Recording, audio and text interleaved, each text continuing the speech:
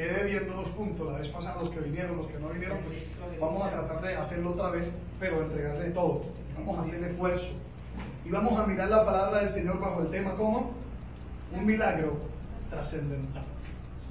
Y decíamos que el vino tenía varios usos, ¿no? El uso medicinal se usaba en rituales religiosos, pero también, se utilizaba en fiestas, como es este caso, se utilizaba. Y había un hombre que le llamaban el maestresala. El maestresala era el que estaba comisionado para mezclar el vino, era el experto en mezclar el vino. El vino, como era fuerte, lo rebajaban con agua para que no hubieran borrachos en medio de la fiesta, ya que esto estaba prohibido por ley de Dios, que no se emborracharan. Y había leyes muy estrictas para el sacerdote. El sacerdote no podía emborracharse, al menos estando en el templo no podía hacerlo. Dios les enviaba castigos severos, seguros para ellos.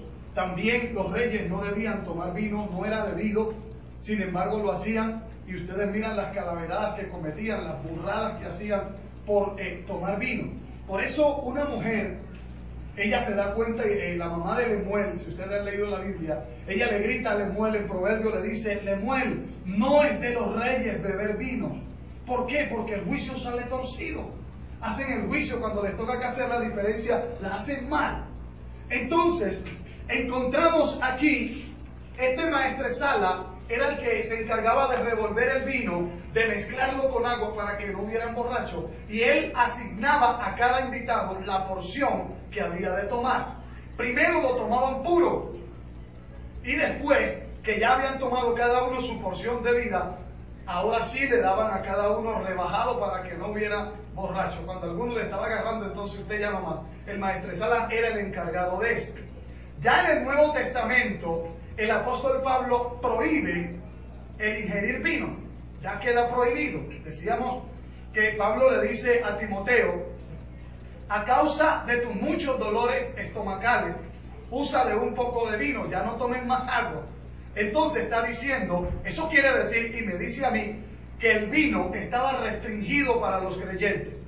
Entonces a Timoteo se le abre la puerta porque tenía un problema gastrointestinal probablemente, y entonces tenía que de alguna manera, el vino, como era parte de la medicina, lo utilizaban como alcohol también, entonces tenía un problema en el estómago, y al parecer ese vino era bueno para aquello. Obviamente le hacían otro tipo de mezcla para que se convirtiera en vino medicinal, pero no dejaba de ser el mismo vino. Entonces Pablo le dice también a Timoteo que le mandara a aquellos que querían ser diáconos a no ser dados al vino. Está restringiendo totalmente. Amén. Y también le manda a decir a Tito que a los que quieren ser obispo es necesario que sean de buen testimonio, y luego dice no dados al vino. Entonces al parecer es como si estuviera dando algún pie, no dado al vino, o sea, poquito pero no mucho. No. ¿Cómo comenzaron los grandes marihuaneros? Con un poquitico, ¿sí o no? ¿Cómo comenzaron los grandes cocaineros? O los que se inhalan, o los que se inyectan cocaína. ¿Cómo comenzaron? Con la primera dosis.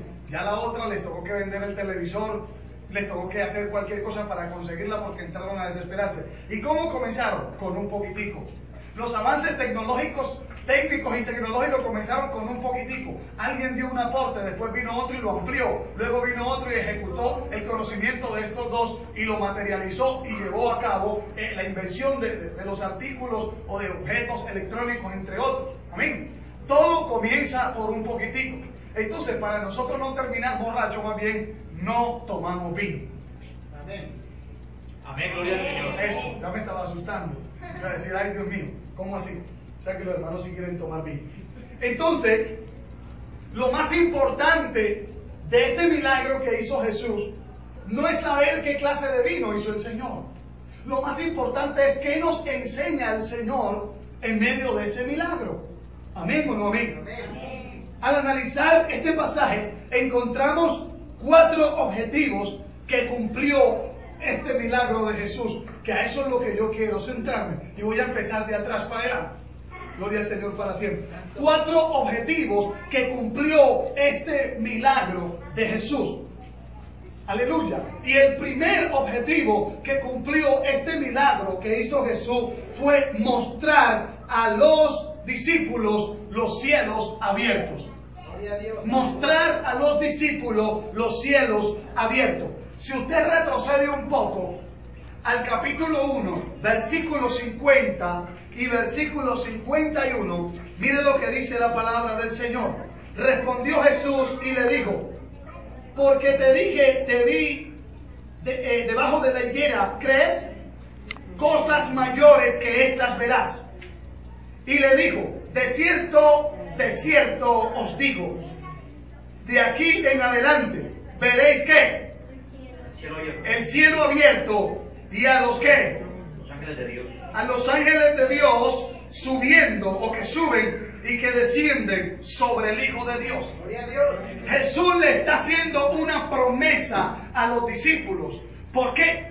Porque Andrés va a Natanael, Felipe va a Natanael y le dice: Natanael, ¿cómo te parece que hemos encontrado al Mesías del que habla las Escrituras?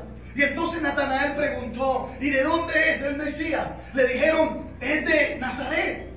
Y Natanael se puso a pensar y dijo: ¿de Nazaret puede salir algo bueno?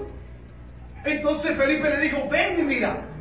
Cuando iba acercándose a Jesús, Jesús lo mira y dice de Natanael: he aquí un verdadero judío o un verdadero israelita en cuyos labios no hay engaño. Entonces Natanael, maravillado, le pregunta: ¿de dónde me conoce usted a mí? Jesús le dice: antes que Felipe te llamara, yo te había visto ya debajo de la higuera. Y verdaderamente él estaba debajo de una higuera, una mata de higos, estaba ahí probablemente por el sol, no creo que la lluvia, pero por el sol sí. Entonces Natanael se asombró y dijo: Rabí, tú eres verdaderamente el profeta que había de venir, el Mesías. Y entonces por eso Jesús le dice: porque te dije, te vi debajo de la higuera, por eso crees. Y luego le dice: de cierto, que quiere decir afirmativo, te confirmo hoy que desde ahora en adelante van a ver los cielos abiertos. Jesús, con este milagro, porque él dice de hoy en adelante, y a los 3 días acontece esto. O sea que esto era mostrarle a los discípulos los cielos abiertos. Es decirle a los discípulos, o Jesús le prometió a sus discípulos que desde el mismo momento que ellos creyeron, le mostraría los cielos abiertos. Cuando los cielos están abiertos, cualquier cosa extraordinaria puede ocurrir. Cuando los cielos están abiertos, cualquier cosa sobrehumana se avecina a nuestras vidas. Daniel dice que estando junto al río Quebar, los cielos se abrieron y vio a uno semejante a hombre. Aleluya. Y cuando le vi, dice él, caí sobre mi rostro en tierra como muerto. Y entonces uno con semejanza de hombre me tocó y me dijo: no temas, muy amado, porque desde el momento en que clamaste tu oración fue oída y a causa de ella yo he venido.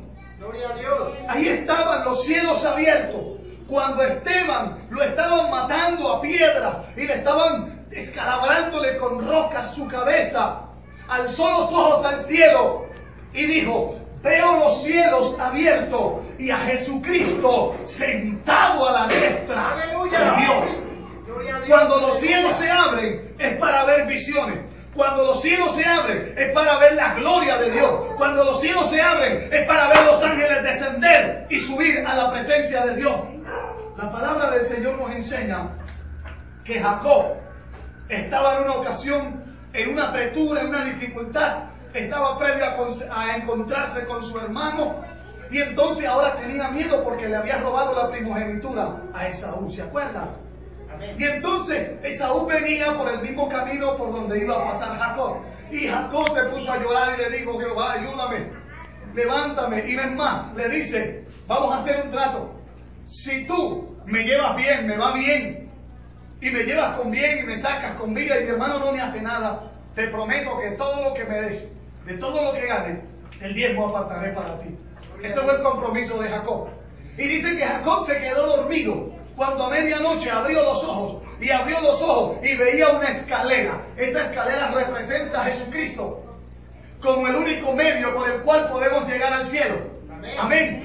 Ahí estaba una escalera y ángeles, dice la Biblia, que subían y bajaban. No dice que bajaban y subían, no. Subían y bajaban, quiere decir que hace rato estaban abajo y que ahora lo que estaban haciendo era subir. O sea que, por eso es que Jacob cuando se aterra dice, wow, Dios estaba aquí y yo no lo sabía. Este lugar es terrible, este lugar es espantoso, porque la presencia de Dios está en este lugar. Y dice que al final de la escalera vio un trono como de jaspe, como piedra de jaspe, y uno con semejanza de hombre sentado en aquel trono. Aleluya. Ese era Jehová de los ejércitos, sentado en su trono, una manifestación de Jehová en su trono de jaspe, glorioso, lleno de gracia y de virtud.